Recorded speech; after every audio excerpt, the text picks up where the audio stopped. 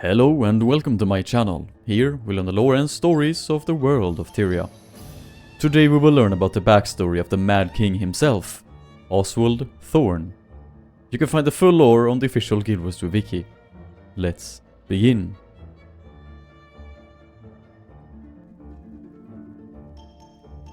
The Tale of Mad King Oswald Thorn. Long ago, in the 8th century AE, Prince Oswald Thorn was born into the royal family of Kryta. From an early age, he showed a cruel and mischievous nature. He delighted in playing cruel jokes and causing pain to others.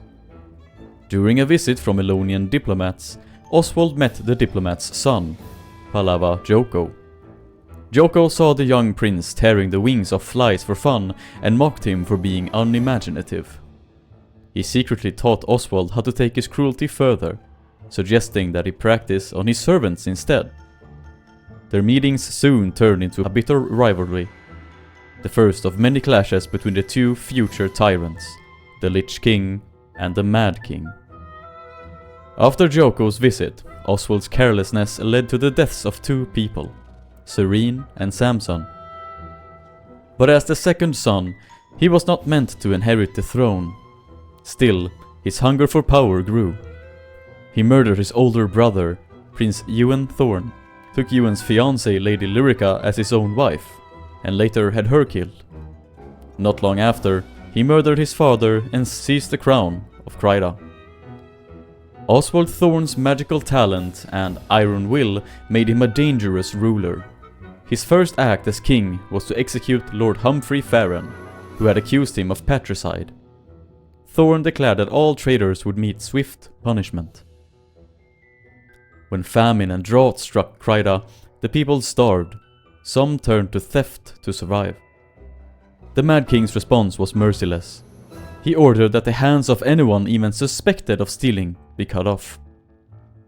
In his youth, Thorn had traveled to the Isle of Istan, where he became obsessed with Princess Sola of Vabi. When she rejected him, he kidnapped her father and demanded her hand in marriage as ransom.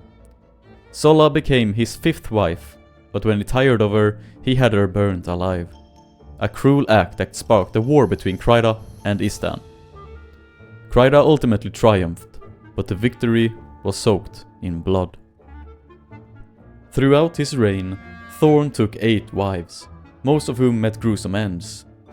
Ilian, his sixth and favorite, was burned alive.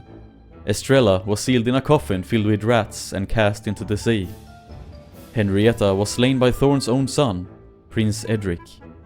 Even Edric's mother, whose name is lost to time, was beheaded on the king's birthday. Oswald despised his son and saw him as weak. When Edric attempted to overthrow him, Thorn stuffed his mouth with candy corn and imprisoned him in the Shell of Insanity, a cursed relic that drained the life of all who touched it.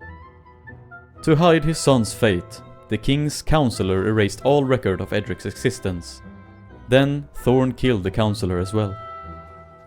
At last, in 825 AE, the people of Kryta rose against their mad ruler. They stormed Castle Thorn, ending his reign of terror. Fearing that Thorn might return from death through dark magic, they cut his body into pieces, sealed each part in a separate chest, and buried them across Tyria under powerful wards. The Mad King's Afterlife. But death was only the beginning. Oswald Thorn's spirit was too mad and too powerful to remain still. In the depths of the underworld, he carved out a dominion of his own, a twisted reflection of his kingdom, known as the Mad Realm. There, he ruled once more, laughing, jesting, and tormenting souls in endless celebration of chaos. When the god Doom's army invaded the underworld, Thorn sensed the disturbance. He sent his steward and mortal heroes to investigate, learning that Doom sought to break free from his prison. Thorn ordered emissaries to warn King Frozenwind and the 7 Reapers, servants of the god Grenth, about the coming threat. War raged in the underworld as Doom's forces captured the Reapers and spread misery through realms of torment. Mortal adventurers came to help, some to fight, others to plunder. Though Doom was eventually imprisoned again, his bindings weakened with every death, and Thorn and his followers offered what aid they could to hold the line. The spirit of the Mad King. In the centuries that followed, the Mad King became more than a legend. He became a symbol of fright and laughter, a spirit who returns to the mortal world every year.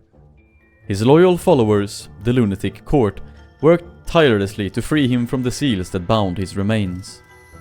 When Queen Salma ascended to Kryta's throne in 1079 AE, one of the seals broke, and Thorn's influence began to leak back into Tyria. The lunatic court prepared for his full return, gathering his relics and crafting a vessel for his spirit. Meanwhile, Palava Joko swore vengeance on Tyria, and the two ancient rivals clashed again in the Battle of Scarred Psyche, where Thorn triumphed once more. The lunatic court also sought to summon the ghost of Princess Sola to stand beside her husband when he returned. She agreed to come, but only to kill him herself, as revenge for her death. The courtiers foolishly hoped her anger would fade before she arrived. Yet their rituals failed. Instead of summoning Thorn, they accidentally brought back his beloved and invisible pony, Mr. Gumdrops. Though Joko's minions tried to capture the spectral steed, the lunatic court protected it, convinced that this was a sign their king's return was near.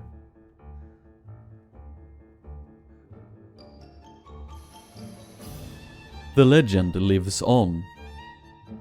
Oswald Thorn's name endures through time, whispered in fear, laughter, and awe.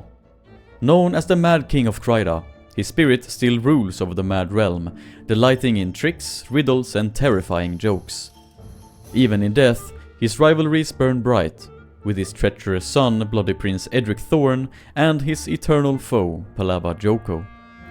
Every year, when the veil between worlds grows thin, the Mad King rises once more, to laugh, to jest, and to remind all of Tyria that madness never truly dies.